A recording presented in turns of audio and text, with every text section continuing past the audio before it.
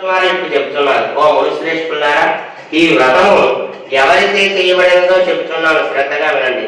ఒకప్పుడు ఈ బ్రాహ్మణుడు భక్తి శ్రద్ధలతో ఈ వ్రతం చేయుచుండెను.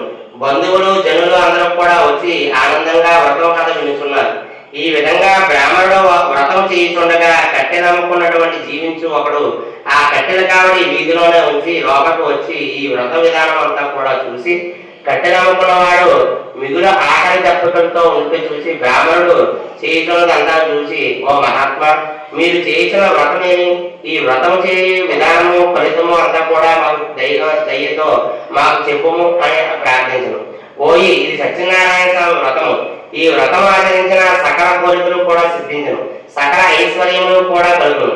ఆ బ్రాహ్మణుడు ఈ విధంగా చెప్పగా కట్టనమ్ముకున్నవాడు మిగుల సంతోషించి దాహం తీసుకుని ప్రసాదం గ్రహించి భోజనం చేసి పిమ్మట ఇంటికి వెళ్ళిపోయాడు. కట్టెనమ్ముకున్నవాడు సత్యనారాయణ